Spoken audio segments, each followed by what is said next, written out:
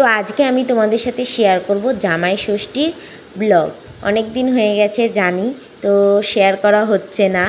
তো আজকে হচ্ছে কি মানে জামাই ষষ্ঠীতে আমরা গেছি আমি আর বান্টিবাবু, তো সেটাই তোমাদের সাথে শেয়ার করব, কি কি খাওয়া দাওয়া যাওয়া। তো এখানে দেখতেই পাচ্ছ। হ্যালো এভরিওয়ান, তোমরা কেমন আছো? আশা করছি সকলে খুব ভালো আছো, আমরাও কিন্তু খুব ভালো আছি। তো জামাই ষষ্ঠী বলে কথা, একটু তো স্পেশাল অবশ্যই হবে। আর আমার মনে হয় যারা হচ্ছে জামাই ষষ্ঠীতে আজকে যাচ্ছে বাবার বাড়িতে, তাদের একটা আলাদা আনন্দ রয়েছে। মেয়েদের বিয়ের পর তো এটাই সবথেকে বড় স্পেশালি মানে পাওয়া, যে বিয়ের পর বাবার বাড়িতে ষষ্ঠী করতে যাওয়া। তো আমাদের ষষ্ঠীর কোনো পুজোর নিয়ম নেই বা জামাই বরণের নিয়ম নেই, শুধু আছে খাওয়া দাওয়া মানে বুড়ি ভোজ। তো ওই সমস্তই করতে যাব আজকে। তো এখানে রেডি হয়ে গেছি আর আয়নার সামনে একটু ঢং করছিলাম। আর হ্যাঁ, আমার লুকটা তোমাদের কীরকম লাগছে সেটা অবশ্যই কমেন্ট করে জানাবে।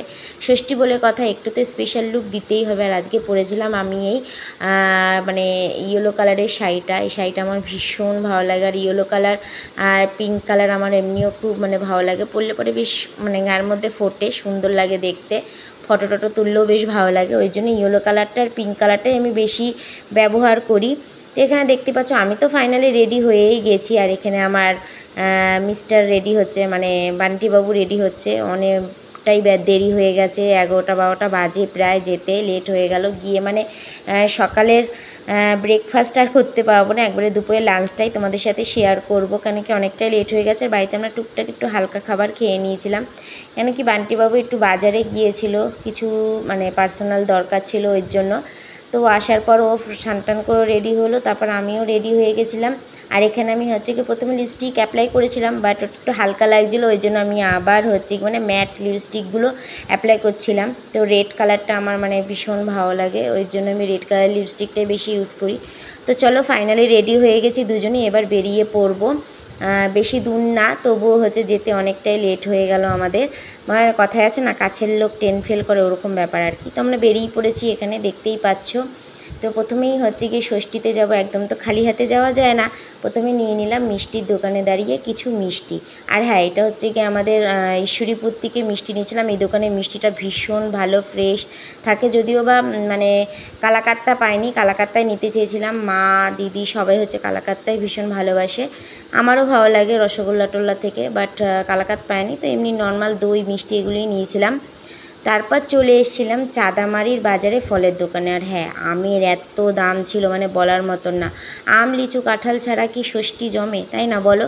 তো এখানে ষষ্ঠী করতে যাব, একদম তো খালি হাতে যাওয়া যাবে না, ফল তো নিতেই হবে মিষ্টি আর দইয়ের পাশাপাশি।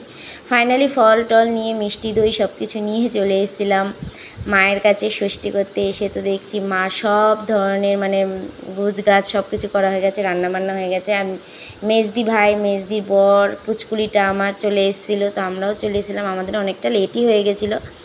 তো চলো তোমরা ভিডিওটা ফার্স্ট থেকে লাস্ট পর্যন্ত অবশ্যই দেখবে, আর ভালো লাগলে একটা লাইক কমেন্ট আর শেয়ার করে দেবে। আর হচ্ছে কি অনেক অনেক সাপোর্ট করবে, ভালোবাসা দেবে। তো এবার হচ্ছে কি চেঞ্জ করে নেব।